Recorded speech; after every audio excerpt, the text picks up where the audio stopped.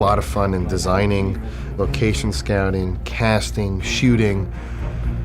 You get to play a little bit of fantasy because when you think you've got something that's enough, you amp it up more. When we were looking for a place to film, there were a lot of possibilities. Marvel doesn't have its own lot yet. Maybe someday they will. And so we're looking for stage space that was large enough and in the Los Angeles area. And one of the places where a lot of films have shot is here at Playa Vista. And we thought it was really cool because this was the place that the Spruce Goose was originally built. It was Howard Hughes's old assembly factory and his headquarters for some time. It wasn't lost on us that the legacy of Howard Hughes was sort of alive and well here, and Tony Stark is a little bit of the heir to the throne of the Howard Hughes reputation. For so long, the divisions were kept very separate.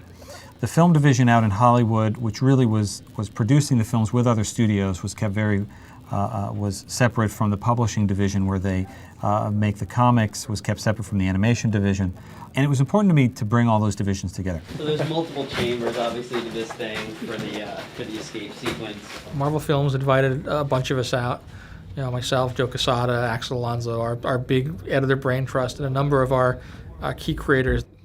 It was a great thing even just to go out and be asked and to walk around the half-finished sets and see all the pre-production design. And, it really makes you feel, just as a guy working at Marvel, that this really is our movie as opposed to a movie. Is it too much of a shift to ask that he feels that he's fallen short of what his father's ideology I think that's what we're beginning to imply, and we should imply further with either his alcoholism, his tardiness, his womanizing. Working in the comics for so long, and sometimes watching the movies and going, that wasn't quite right if they just stayed a little closer to the source material. So part of our being there was saying, guys, how far are we away from the source material? How do we steer it back? Is it okay to steer away this way? And how do we just make this the best possible movie? And I think also for Pepper, she has to realize that the moment that kiss happens, she's the glue in his life. She, without him, the whole thing derailed. We had two great writing teams on this film.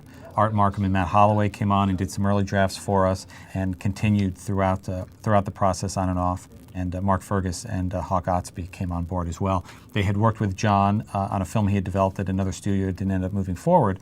Marvel Comics has been really fantastic about giving us the whole history, teaching us everything we could ever want to know about the characters, and then saying, feel free to explore around those parameters. Yeah, when you see Zathura, you'll love this right there. We made a decision early to go with Stan Winston Studios to design with us the Iron Man suits. That's going to be too kicky. Yeah. And that's too matty. I like the brush feeling. Yeah, this is kind of I'd like to say, gosh, everybody was just clamoring after us to do Iron Man, but the fact of the matter is that the minute we heard that Iron Man was being made, we went after it.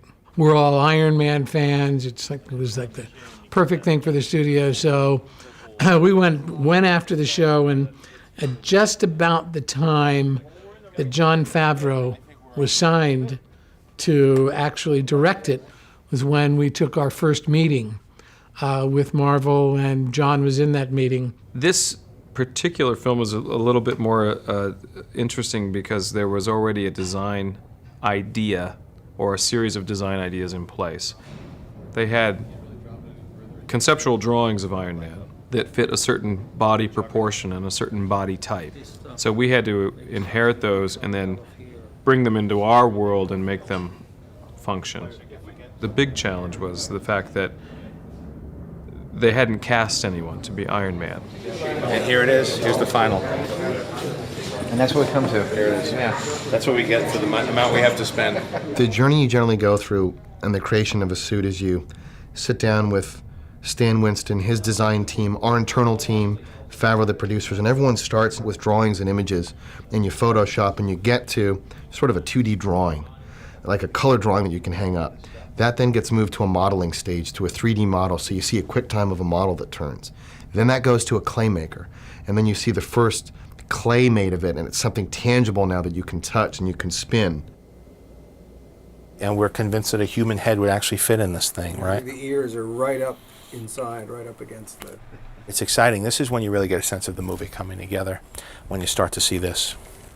It's a bigger leap in some ways to go from an idea to this than to go from this to the actual movie.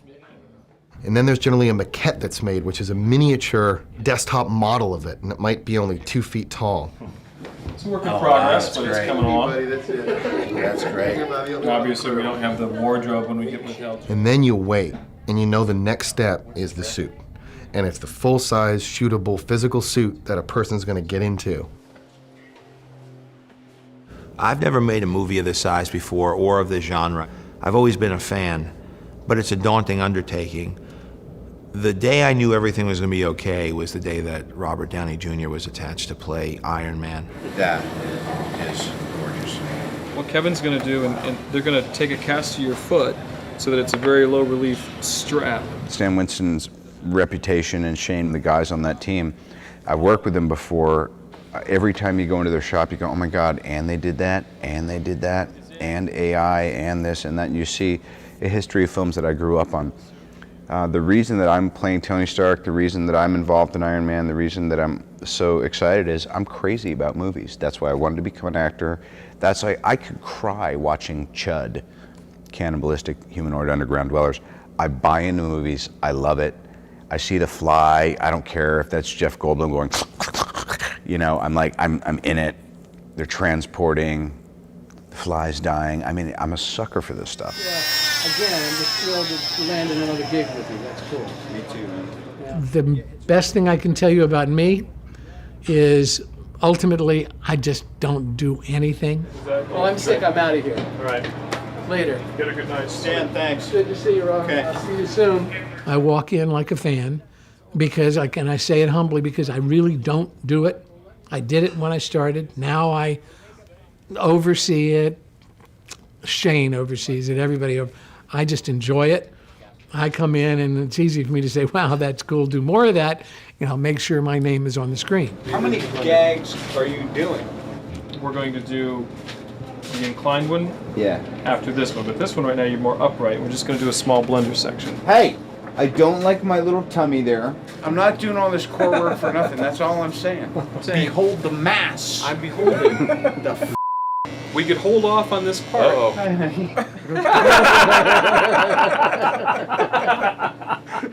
We are building a prototype while we're going.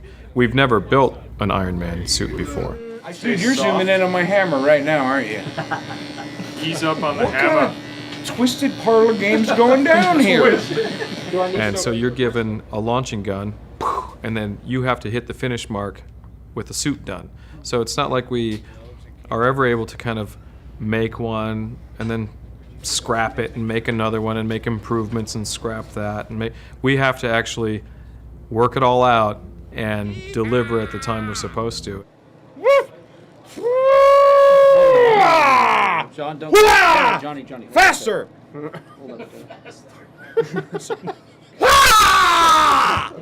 Thank you. Right now you're in the Stan Winston mold shop, the finishing shop. What you see behind me is where most of the parts are being modeled and parts are being painted.